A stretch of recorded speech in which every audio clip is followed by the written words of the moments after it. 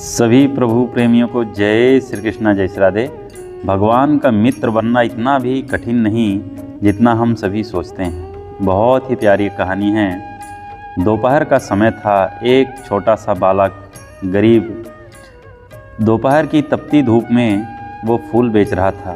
नंगे पैरों उसके पैर जल रहे थे। लोग आ रहे थे, जा रहे थे, उससे फूल का मूल्य पूछते, मोल भाव करते, लेकिन उसके पैर की तरफ किसी का ध्यान नहीं जाता था।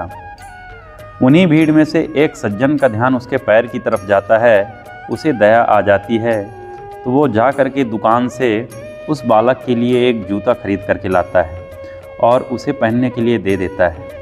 वो बालक जो था फटाफट उस जूते को पहनता है और इतना खुश हो जाता है जैसे उसको सारी दुनिया की खुशी मिल गई होगी। ठीक जूता पहनने के बाद वो उस व्यक्ति का हाथ पकड़ लेता है और कहता है कि आप कौन हो, आप भगवान हो क्या? तो वो व्यक्ति कहता है नहीं नहीं, मैं तो भगवान नहीं हूँ। तो वो कहता नहीं, फिर आप भगवान नहीं हैं तो आप भगवान के मित्र ज़रूर होंगे, क्योंकि मैंने कल भगवान से कहा था कि भगवान मेरे पैर बहुत जलते हैं धूप में, तो मुझे एक जूता दिला देना। तो भगवान ने अपने मित्र को भेज दिया, आप भगवान के मित्र ज़रूर होंगे। वो व्यक्ति सोचा और सब कुछ मन में समझ गया कि देखो, भगवान का मित्र बनना इतना भी कठिन नहीं है जितना हम सभी सोचते हैं।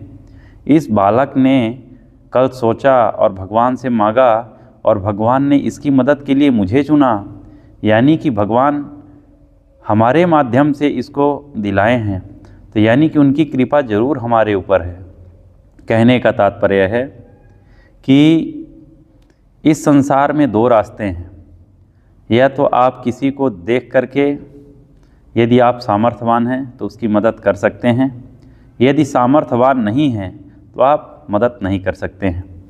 और सामर्थ्यवान भगवान उसी को बनाता है जो कि मदद करने वाला होता है। भगवान इसीलिए आपको सब कुछ देता है कि आप दूसरे की मदद कर सकें। उन्हीं की कृपा से हम सामर्थ्यवान बनते हैं, बाकी अपनी वजह से थोड़ी कोई बनता है।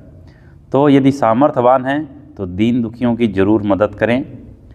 यदि कहानी अच्छी लगे तो चैनल को ज़रूर सब्सक्राइब करें। जय श्री कृष्णा, जय श्री राधे।